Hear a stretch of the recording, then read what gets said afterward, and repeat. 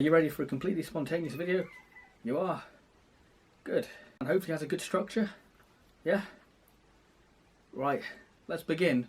Book Corner. And welcome to a very spontaneous video that hopefully has a structure to it, because I've literally just come up with this idea and I just thought, you know what, let's just get the camera out and let's just roll with it. So today's video I'm calling the Doctor Who Bookshelf Corner, because I'm in a little bit of a corner and we're talking about books. Which I don't do that often, and I fancied talking about some books what I've read fairly recently and very recently, and I'll reveal the books in a minute. Now, I got inspired by PewDiePie, our gracious meme lord. Meme Review. He did a series on his channel where he'd basically review books what he read in a month, and he'd basically, you know, tell you about the story, about the author, and, you know, if you like this type of genre, then you should read this book. So I thought, you know what? Why not do a Doctor Who version? So that's what I've done. I've picked 3 books what I've read fairly recently, and I thought, you know what, let's give them mini reviews. I doubt that I will do one a month because I'm a bit like a snail when it comes to reading. I like to take my time reading a book so I don't miss any details. So maybe one every 2 months. And if you want to see more of these episodes and hear me talk about more Doctor Who books, because if I do another one I will talk about Scratchman.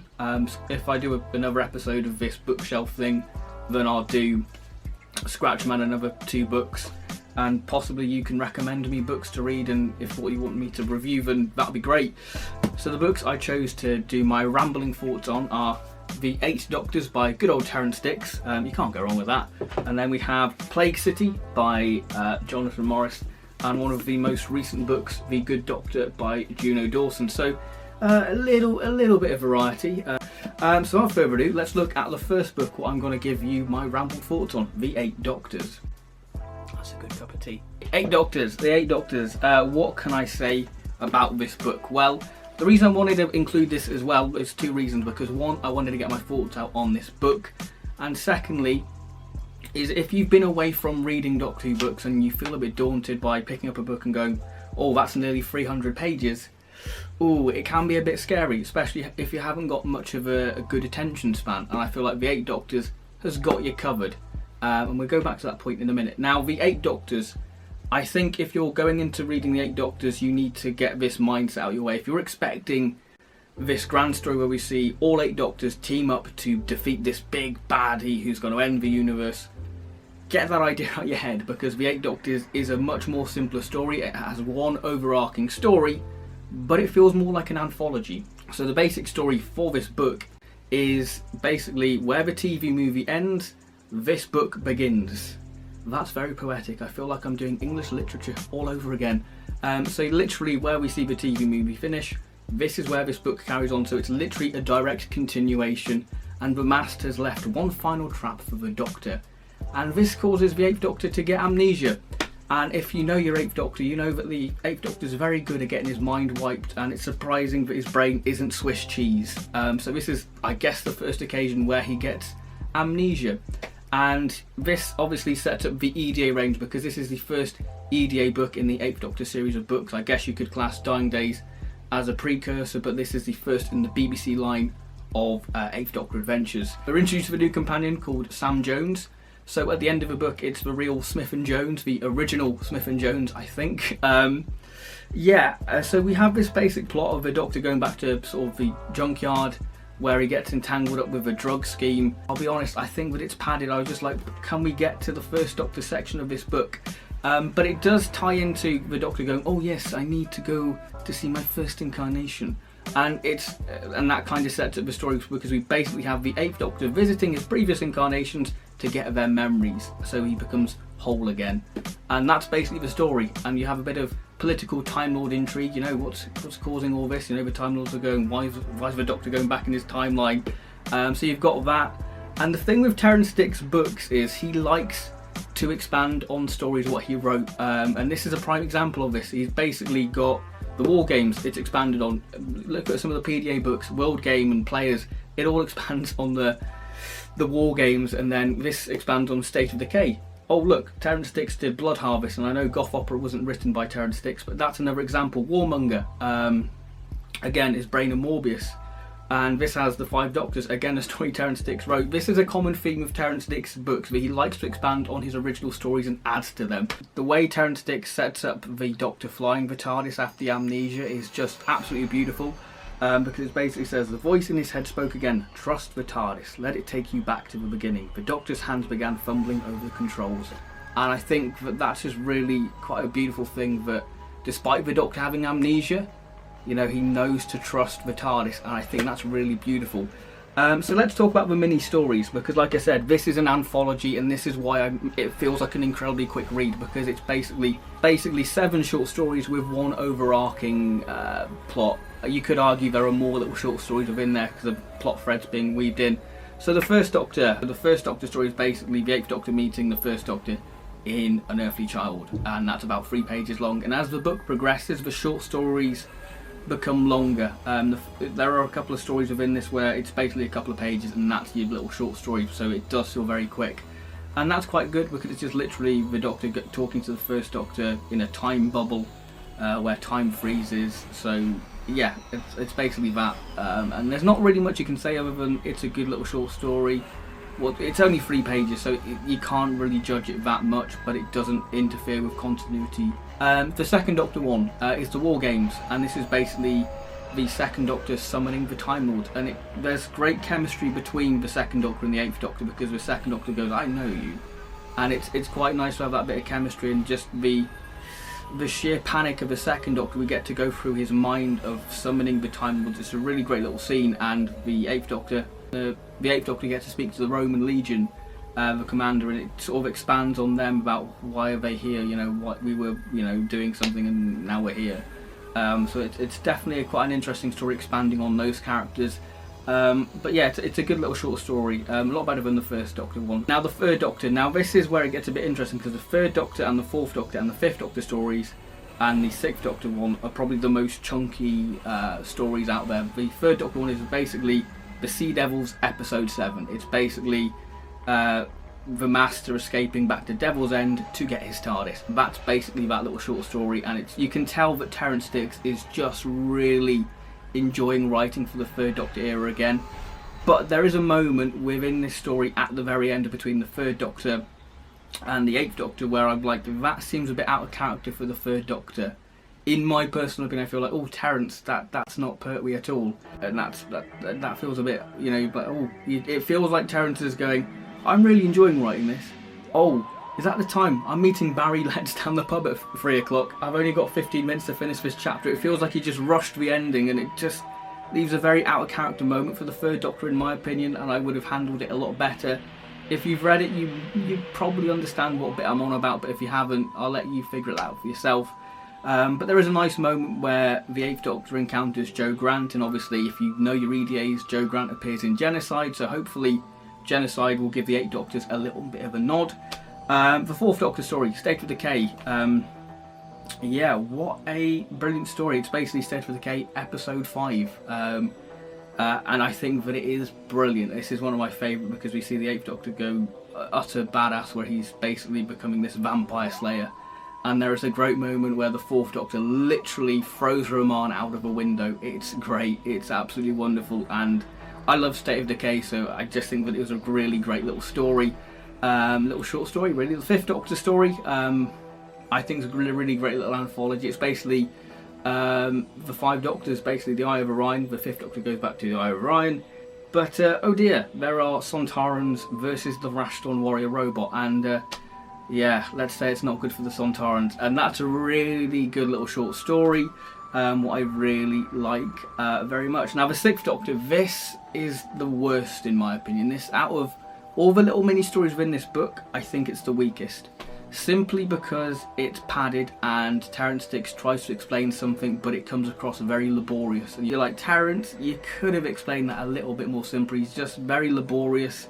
He's trying to tie up the sort of timeline thing, who's doing all this thing, you know, what links back to a character from the 5 Doctors, I think, or the Deadly Assassin, one of those 2 stories it links back to. But yeah, it's just very padded. But there is a great moment where the 8th Doctor it's basically the 8th Doctor basically defending the 6th Doctor in the trial, going, look, there's nothing wrong. He's done nothing wrong. You know, so I think that's quite a nice idea, because you see the return of Chancellor Flavia, and there's a great moment where the Eighth Doctor wrestles some Shibugans, people what you see in Invasion of Time, I think. I mean, I'm not too much of an expert, but that's the way I've pictured them, and the word Shibugans just fits the Sixth Doctor very well. Shibugans, yes. So yeah, that's great. I liked that, but it's definitely the weakest of the little stories in the collection, in my opinion. Now, the Seventh Doctor one is basically him larking about in Meteor's Free, because why not? And it is TV movie Seventh Doctor McCoy of Regenerating, which again, that is about 3 pages long, that little short story, and then obviously we see the Eighth Doctor go back for Sam, and then that kickstarts the Eighth Doctor adventures. If I was to rate the stories, or go from order, I would go, my favourite was the Third Doctor one, because I just feel like that is a real love letter to the Pertwee era, and it's got some great little moments within it. Second story, I'd go State of Decay, the Fourth Doctor one. Then I'd go for third place the Fifth Doctor one. Then I'll go Second Doctor. Then I'll go First Doctor. Then I will go Seventh Doctor, and then I'll go Sixth Doctor. So yeah, that's the 8 Doctors. Overall, I will give this book... I'll give this book an 8 out of 10. I think that it's a good little starting place to start reading Doctor Who books again. Next up, Plague City. I picked this book because I was in one of those moods where I really just missed the 12th Doctor, Bill and Nardole. I would have happily watched 5 more series of these characters. I think they're probably my favourite TARDIS team from the modern era. I just love these characters. So I turned to the good old bookshelf and thought, right, I've read The Shining Man. There are another 2 books. It's either this or Diamond Dogs, and I picked Plague City, obviously. And do you know what? I love this book. I genuinely think that this is one of my favourite books I have read from the Doctor Who world. It's definitely my favourite 12th Doctor book. I mean, Shining Man's great because if you're a fan of sort of folklores and that kind of thing, then that's great. But this it's one of the rare occasions where you wish that this story was televised, because it's just amazing. It's basically the Doctor, Bill and Nardole arrive in Edinburgh in 1645, and yeah, you don't really want to be there because the Black Death is there. For bubonic, eumonic plague, whatever, take your pick, it's all nasty and means you're gonna die. So yeah, it's basically that, and I have been after a story featuring the Plague Doctors for a long time. You've just got to look at them, Google Plague Doctors, and tell me they don't look like a Doctor Who monster, because they really lend themselves to Doctor Who. And they did appear in a 4th Doctor audio, the Enchantress of Numbers, but they weren't utilised to their advantage, and this story does that. This is basically, the way I would describe this book is the 12th Doctor's equivalent of the Unquiet Dead, and I think that's a really good description for this book, because this story has a wonderful atmosphere to it. It's a very human book, but has a really nice sort of bits of grim, gruesome horror within it. So let's have a bit of an example of some of the horror within this book. It's a little bit of an extract of the ghosts, which I think perfectly sums them up, really. Bearing in mind they are plague victims, so yeah, it's a pretty already gruesome imagery there. The little girl that Bill had followed was there. As she was picked out in Bill's torchlight, she turned to face Bill, staring directly into the beam, her eyes were the colour of sour milk, her skin hideously pale, her lips black. She opened her mouth and screamed, a howl of pure hatred, the loathing of the dead for the living. Then the other ghosts turned towards Bill and opened their mouths to reveal black toothless holes. Bill felt a sudden blast of hot air against her face, making her skin prickle, like looking into an oven. Her throat gagged at the acrid stench. The ghost then joined in with the little girl's scream, some howling, others moaning, others cursing, and they started to walk slowly up the street towards Bill, their eyes burning with anger. So that's an example of the ghost, and it just gives me Unquiet Dead vibes, I'll be honest. But going back to the sort of Plague Doctor, the way that's described, if the Plague Doctor visits you, you're basically gonna die.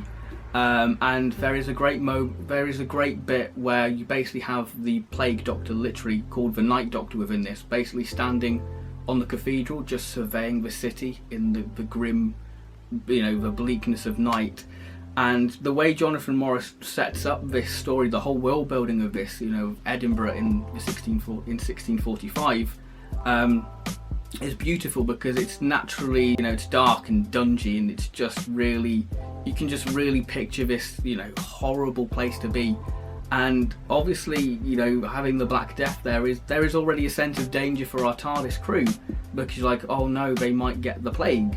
And obviously this is a good little story to explore the theme of time if we save one person. And there is a moment where you feel like Jonathan Morris is doing something a bit predictable, going, oh yeah, that's going to write out this character for the whole story, but you think, oh no, that's handled very quickly, like within the next chapter that's dealt with.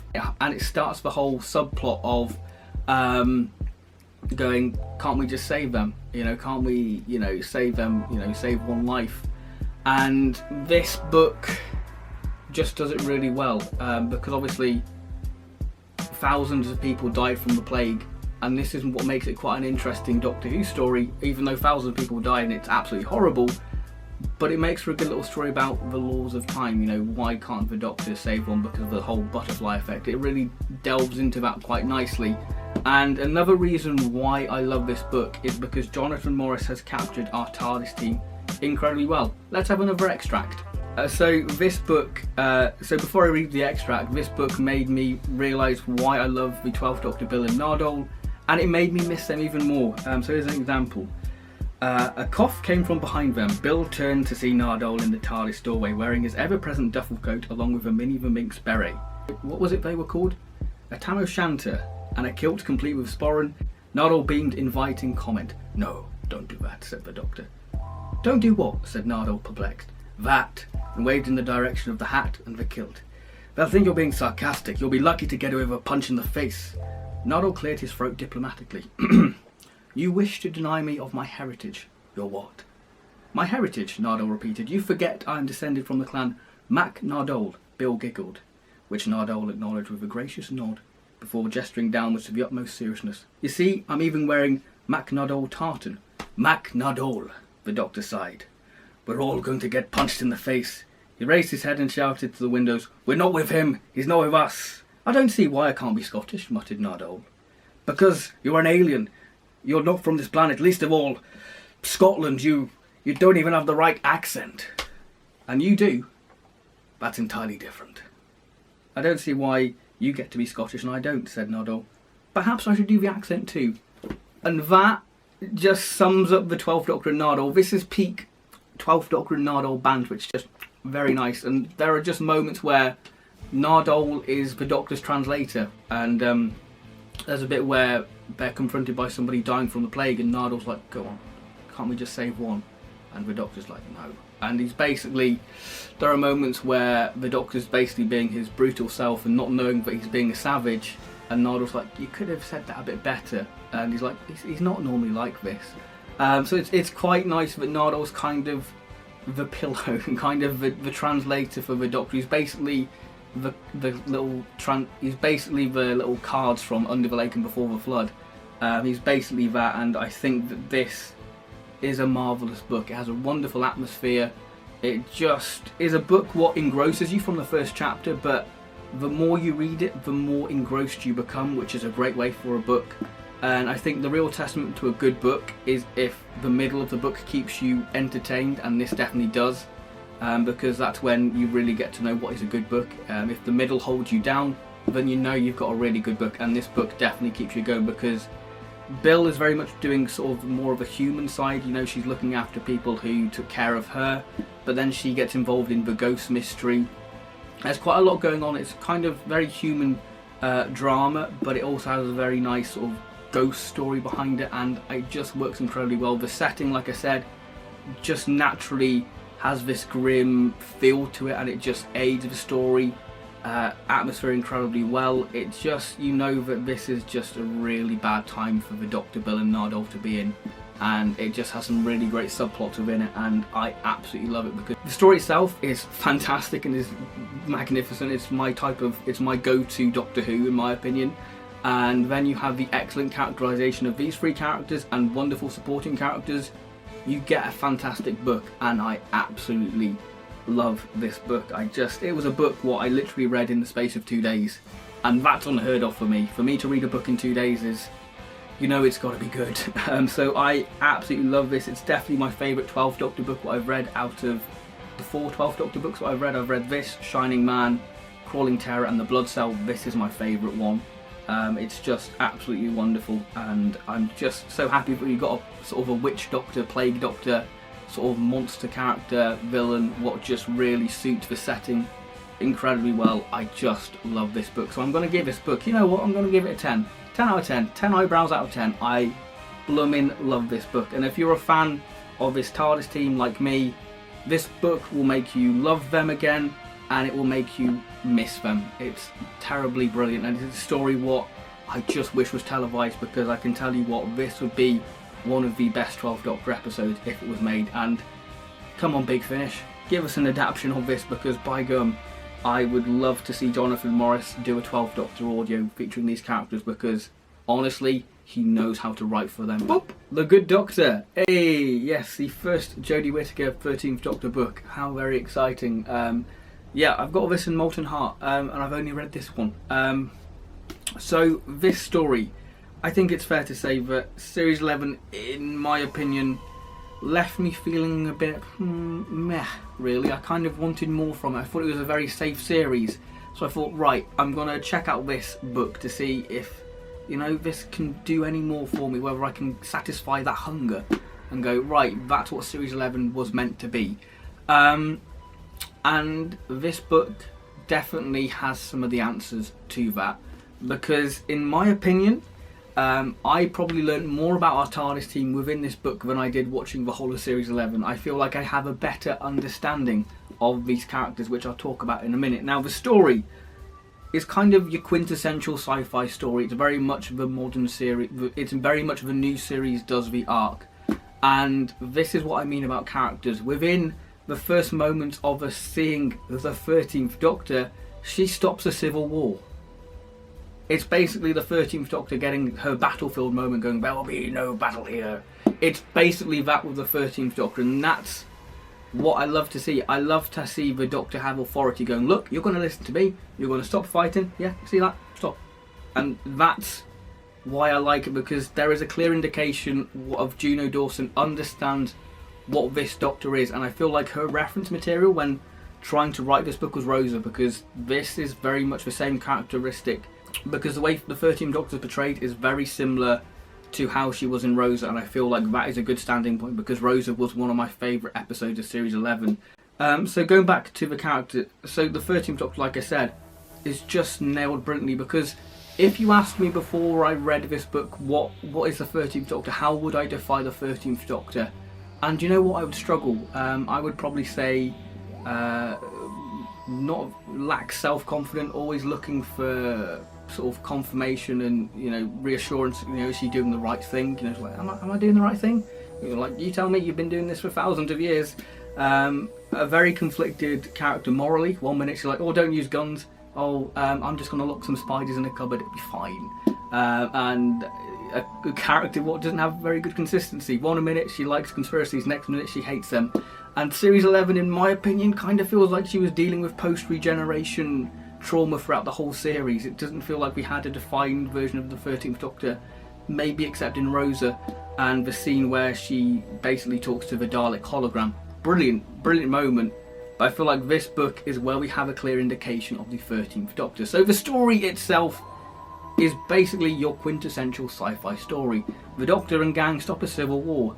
Ryan leaves his phone, Graham wants to watch the chase, and they arrive back on the planet Lobos, but it turns out to be a couple of hundred years in Lobos's future. Yeah, don't think Ryan's phone's there anymore. And it turns out there's a whole religion devoted to the Good Doctor. Now, the Good Doctor is Graham. Graham is a deity. I mean, who wouldn't want to worship Graham? He was just the strongest thing about Series 11 for me. So that creates some brilliant humour. But what's quite interesting is, you think in, you know, hundreds of years' time, this story, this society, should I say, would have progressed. Instead, the society's regressed. So it's basically gone backwards. There are some lovely bits of humour within there. If one of your problems with Series 11 was subtlety, this book isn't subtle, I'll be honest. It's very much loud and proud, and it doesn't care. And I think that's why I like it, because it does its own thing, and I think that's why it's quite strong. Yeah, and just there are some great funny moments. Obviously, just Graham being a god. You know, there's a whole church called Tordu's, which is just great. Which is just funny. I find there are just some great little nods. And like going back to characters, I just feel like every character in this TARDIS team is utilised well. And Chibnall said that there was no series arc in Series 11 because he wanted to focus more on characters, and that is true to an extent. But I feel like this, if you want a clear indication of what Chibnall was trying to do with these characters, read The Good Doctor. The story's great and all, but the reason why you read this book is because of the characters. Yaz, gotta be honest, out of all the companions within this story, I feel like Yaz gets a lot to do. She uses her police skills because she's basically on the rogue side. She is basically with these fugitives. So we basically see Yaz working with these fugitives. It puts Yaz in a very awkward situation where we have the Doctor, very, stern, going, look, I'm going to get my friend back and we're going to leave. It's basically that, and that's what I love, because we have authority from the 13th Doctor, and Yaz actually gets something to do, which is so, it's quite frustrating, because you feel like Demons of the Punjab would have been Yaz's story, but it really wasn't. And this story utilises Yaz a hell of a lot, so if you want a clear indication of what this TARDIS team is about, then read The Good Doctor. So, yeah, quintessential little sci-fi story with a nice little quirky plot.